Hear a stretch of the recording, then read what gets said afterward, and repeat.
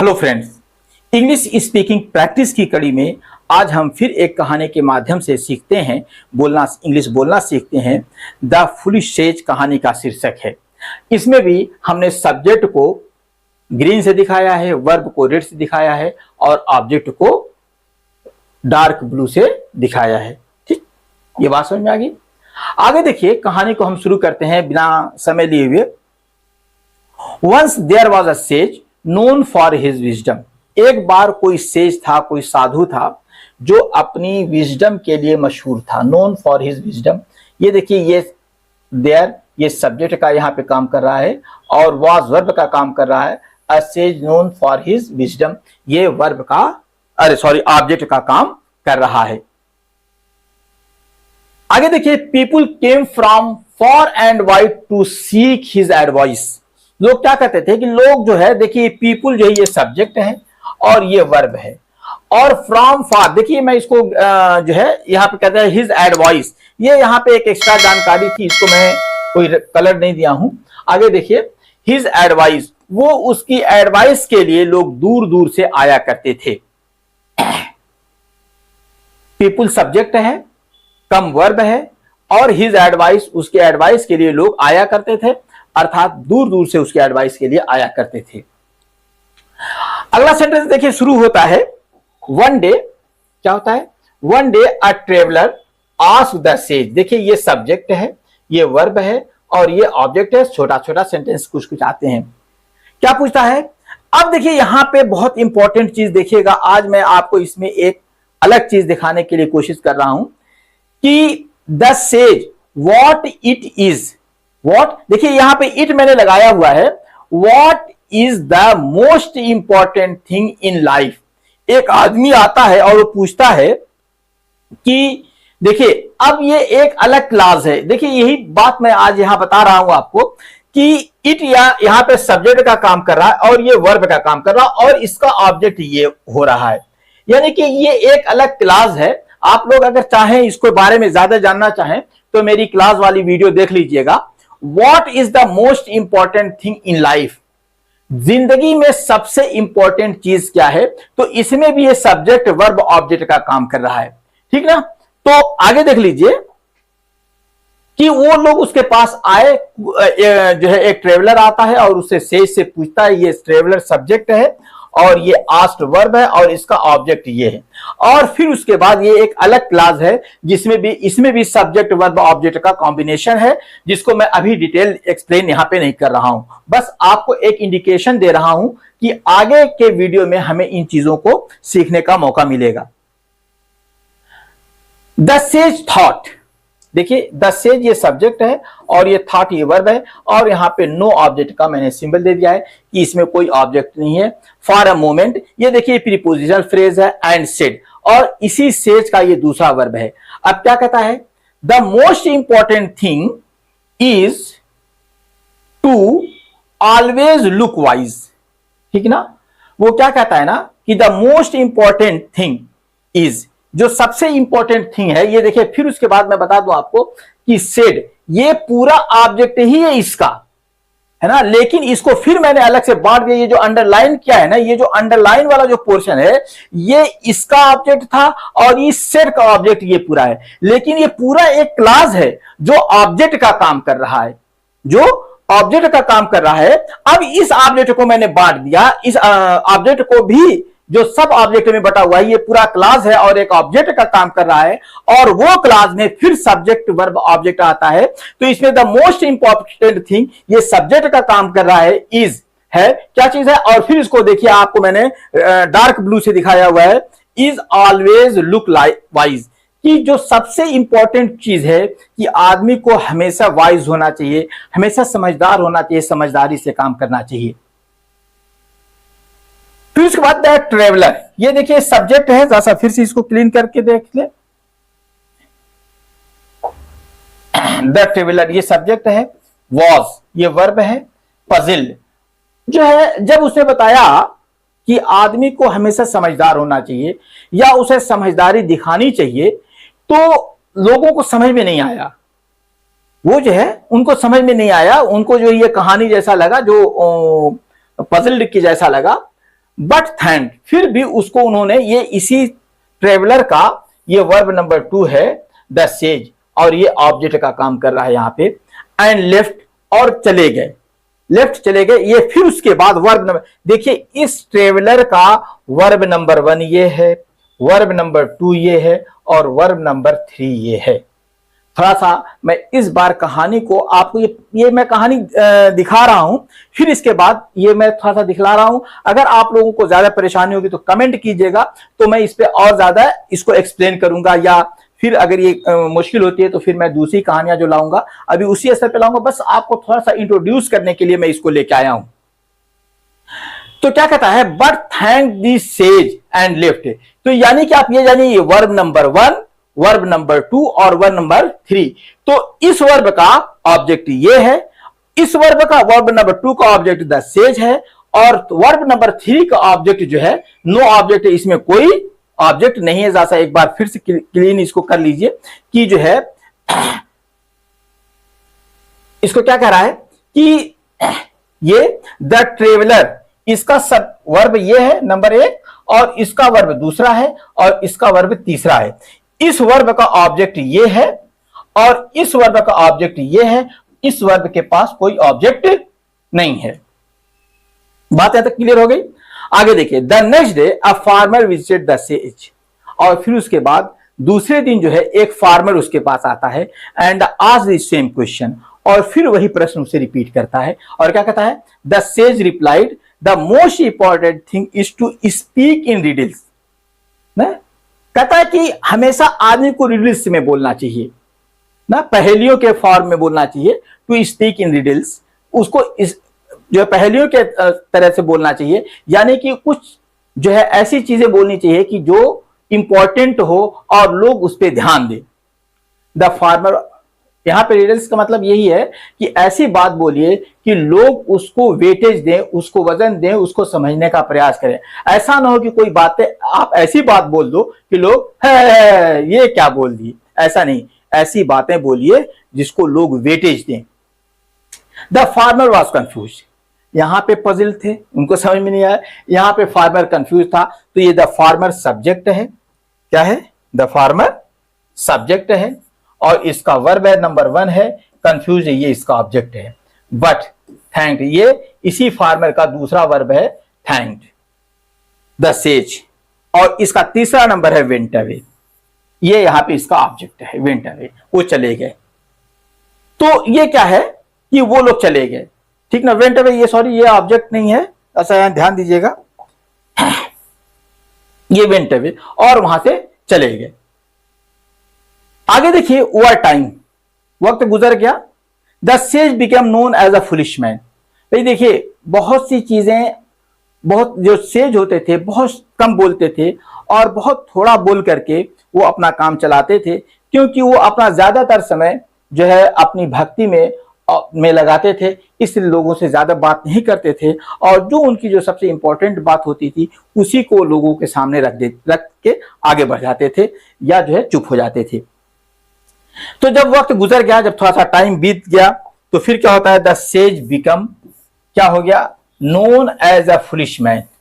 लोगों ने ये जो है, ये सेज जो है सब्जेक्ट है, ये वर्ब है, और इसका ऑब्जेक्ट ये है, इसका ऑब्जेक्ट ये है कि लोग उसे मूर्ख आदमी समझने लगे थे।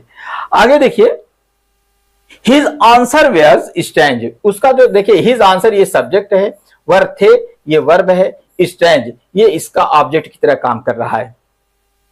And did not help anyone, और किसी को सहयोग नहीं किया, इसका वर्ब नंबर 2 है। उसके आंसर ने किसी को कोई सहयोग नहीं किया, क्योंकि उसके आंसर को कोई समझता ही नहीं था, तो सहयोग कैसे होगा, कैसे हेल्प मिलेगा। मतलब उसने बहुत सी बातें कही थी, ऊपर जो कहा था कि most important thing is to always look wise, आदमी को हमेशा वाइज दिखना चाहिए, अर्थात उसका अर्थ यह था कि हमेशा आदमी को थोड़ा सा समझदारी का कार्य करना चाहिए, समझदारी के साथ रहना चाहिए, वो कहना ये चाहता था। हमेशा आप मूर्खता की बात न कीजिए, हमेशा जो है आप ऐसी वैसी बातें मत क्या कीजिए, बल्कि समझदारी के साथ बात क्या कीजिए। जब किसान ने पूछा था तो उसने ये कहा था कि आदमी को जो है ना थोड़ा सा ढंग की बातें बोलना चाहिए, ताकि लोग ऐसी बातें बोले जो उसके ऊपर लोग ध्यान दें। अब क्या था कि इन बातों को लोग समझ नहीं पा रहे थे। आगे देखिए क्या कहता है कि फिर उसके बाद his answers were strange, strange थे ही, है ना, अद्भुत तो थे ही, अजीब तो थे ही, and did not help anyone, और किसी को सहयोग नहीं किए। फिर उसके बाद आगे देख लीजिए, पीपुल स्टार्टेड इग्नोरिंग हिम। देखिए ये पीपुल सब्जेक्ट है, ये वर्ब है, इग्नोरिंग हिम ये ऑब्जेक्ट है, वो उसे लोग इग्नोर करने लगे थे।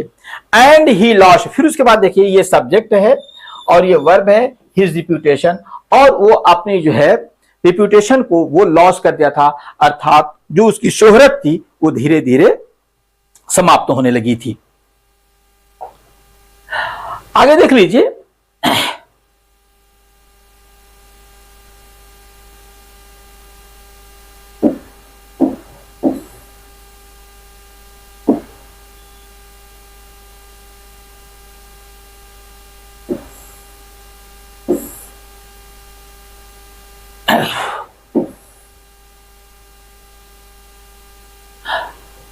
आगे देख लीजिए, one day a wise old woman came. आगे देख लीजिए यहां पे क्या आता है, एक दिन अ वाइज ओल्ड वुमन केम, एक बूढ़ी, एक जो है ओल्ड बूढ़ी औरत आती है, ये वर्ब है और ये इसका सब्जेक्ट है। To see the sage, sage से मिलने के लिए, वो एक दिन जो है उससे मिलने के लिए आती है। She asked him the same question, वो वही क्वेश्चन उससे पूछती है। द सेज थॉट, सेज ने थोड़ा विचार किया, जो साधु था, जो संत थे, वो थोड़ी देर तक विचार करते हैं और आगे कुछ बोलते नहीं, सिर्फ इसका देखिए ऑब्जेक्ट नहीं है। डीपली एंड सेड, वो उस पर बहुत विचार किया और डीपली एंड सेड, और कहा the most important thing in life is to be kind and helpful to others. देखिए वो वही सवाल पूछी थी कि भाई सबसे इंपॉर्टेंट चीज क्या है, सबसे क्या होना चाहिए, तो उसने यही कहा था। अब यहां पे कह रहा है, देखिए यहां पे फिर आप लोग आ जाइए, ये सब्जेक्ट मैंने ये कहा था कि डीपली एंड सेड, ये इस सेज का ये सब्जेक्ट है, सॉरी थोड़ा सा इसको देखिए, ये सेज है, इस सेज का क्या है, ये सेज ये सब्जेक्ट है और इसका वर्ब ये है, वर्ब नंबर 1 है और ये वर्ब नंबर 2 है। तो इसी सेज ने कहा, क्या कहा, द मोस्ट इंपॉर्टेंट थिंग। अब देखिए फिर मैं बता दूं, इसमें ये एक क्लास है पूरा और इसको मैंने अंडरलाइन किया, ये जो पूरा अंडरलाइन है इस सेट का ऑब्जेक्ट है, ये जो अंडरलाइन वाला है ये पूरा इस सेट का ऑब्जेक्ट है, लेकिन इसमें भी सब्जेक्ट वर्ब, ये क्लास है और इस क्लास का सब्जेक्ट वर्ब ऑब्जेक्ट होता है। क्लास में सब्जेक्ट और वर्ब का कॉम्बिनेशन होता है और ऑब्जेक्ट हो भी सकता है, नहीं भी हो सकता है। तो the most important thing in life is to be kind and helpful to others. तो कहता है कि अब देखिए ये सब्जेक्ट इसमें आ जाइए, फिर इस सेंटेंस को अलग से देखिए और इसका ये वर्ब है to be kind and helpful to others. वो कहता है कि हमेशा हमें जो है एक दूसरे के प्रति दयालु होना चाहिए और दूसरे के लिए सहयोगी होना चाहिए। हमें हमेशा एक दूसरे का सहयोग करना चाहिए और उसके साथ दयालुता का व्यवहार करना चाहिए। अब देखिए नेक्स्ट सेंटेंस में आता है the wise old woman smiled, ये सब्जेक्ट है और इसका ये वर्ब है एंड सेड, और इसका दूसरा वर्ब है एंड सेड, मुस्कुराई और कही now you have given the right answer. फिर मैं कहा कि देखिए ये जो अंडरलाइन वाला है ये इसका सेड का ऑब्जेक्ट है और ये ऑब्जेक्ट जो एक क्लास है और क्लास में जो है ये सब्जेक्ट है और ये वर्ब है और ये इसका ऑब्जेक्ट है, ठीक ना। तो now you have given the right answer, आपने सही उत्तर दिया है। She thank the sage and left, वो उसको शुक्रिया अदा की। देखिए ये जो शी थैंक ये सब्जेक्ट है, ये वर्ब है, ये ऑब्जेक्ट है एंड लेफ्ट, और वो इसी सब्जेक्ट का ये वर्ब नंबर 2 है और इसका कोई ऑब्जेक्ट नहीं है। आगे देखिए, जहां सेज निराश हो चुका था, उसकी रिप्यूटेशन खराब हो चुकी थी, अब जो सेज क्या कहता है, the says learn that true wisdom is about being kind and helpful, not just looking wise और स्पीकिंग इन रिडल्स। देखिए अभी तो उसने ये बात कही थी, तो उसने ये कहा, अब उसको ये बात समझ में आ गई थी कि वो क्या कह रहा है, the says learn that true wisdom is about being kind and helpful, not just looking for wise और स्पीकिंग इन रिडल्स। तो देखिए यहां पे एक बात ये जान लीजिए कि अगर आप हमेशा कुछ ऐसी गहरी बातें करते हैं तो हमेशा सब लोग तो समझेगा नहीं, तो उसको ये समझ में आ गया है। बात यहां पे ध्यान दीजिएगा, कहानी पे मैंने बताया था कि हमेशा आदमी को एक गहरी बात करनी चाहिए, एक ठोस बात करनी चाहिए, लेकिन हर आदमी तो ठोस बात समझेगा नहीं। किसान जो है वो काम करने वाला है, उसको इतनी डीप बात तो समझ में नहीं आएगी, तो वो उसको नहीं समझ पाया। उसी तरीके से जो वो व्यापारी था वो भी नहीं समझ पाया था। अब जो है जब ये एक वाइज वूमन आई तो उसको जब उसने दिया कि देखो ऐसा कि हमेशा एक दूसरे के बारे में सहयोगी होना चाहिए और हमेशा अच्छी बातें करना चाहिए, दूसरे के लिए दयालु होना चाहिए, तो अब उस सेज को ये बात समझ में आई कि that true wisdom is about being kind and helpful. वो जो विजडम क्या है, जो उसने कहा था कि वाइज वाली बात करना चाहिए, तो वो ट्रू विजडम है क्या चीज, वो वाइजनेस है क्या चीज, इज होती है क्या, about being kind and helpful. हमेशा लोगों के लिए दयालुता होनी चाहिए, नॉट जस्ट लुकिंग वाइज। केवल जो है ना आदमी को जो है ना केवल लुक दिखाई नहीं देना चाहिए वाइज, बल्कि उसे वाइज होना भी चाहिए। और स्पीकिंग इन रिडल्स, और क्या करना चाहिए, नॉट जस्ट लुकिंग वाइज और स्पीकिंग रिडल्स, और उसे हमेशा रिडल्स में पहेलियों के रूप में नहीं बात करनी चाहिए, क्योंकि बहुत बार पहेली के रूप में कही गई बात लोगों को समझ में नहीं आती है। मैंने बात आगे बता दिया है।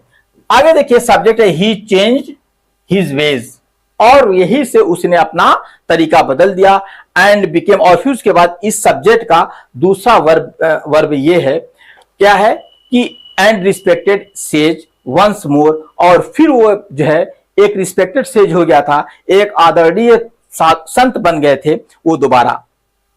आगे देखिए that story teachers us that true wisdom comes from kindness, जो सच्ची विजडम जो आती है ना वो दयालुता से आती है, एंड हेल्पिंग अदर्स, हम जब दूसरों की सहायता करते हैं, दूसरों के साथ काइंडनेस करते हैं, तो यही विजडम है। ये आप एक दूसरे को धोखा दे करके, छल कपट करके अगर आप ये समझते हैं कि हम बहुत चालाक हैं, तो वो चालाकी नहीं है, बल्कि चालाकी वो है कि जो है काइंडनेस होती है। ये सबसे बढ़िया समझदारी ये है कि आप दूसरों के प्रति काइंडनेस रहें, दूसरों के प्रति हेल्पफुल रहें, others not just appearing wise, बल्कि आप काबिलियत मत झाड़िए लोगों के सामने, बुकराती मत छड़िए मैं ये हूं मैं वो हूं मेरे अंदर फला है, बल्कि उसके साथ हेल्प करने का एक सिस्टम अपनाइए, उसके साथ जो है मतलब कि दयालुता का तरीका अपनाइए, ताकि वो आपको समझने का प्रयास करे। दोस्तों कहानी अगर पसंद आई हो तो अपने दोस्तों को शेयर कीजिएगा, लाइक कीजिएगा, और इस कहानी के माध्यम से आप भाषा सीखने का प्रयास कीजिएगा। थोड़ा सा इसमें मैंने एक्सटेंड किया है कहानी को, मैं प्रयास करूंगा आगे भी इसी कहानी को, लेकिन मुझे ये फील हो रहा है, आप लोगों का कमेंट आएगा जैसा वैसा मैं बताऊंगा, कि ये थोड़ा सा आपके लिए थोड़ा मुश्किल हो जाएगी, क्योंकि इसमें आपको क्लास के बारे में जानना पड़ेगा और फ्रेज के बारे में जानना पड़ेगा। तो अगर आप एडवांस सीखना चाहते हैं तो आप फ्रेज और क्लास को जा करके मेरी वीडियो देख करके समझ सकते हैं। Like share, thank you.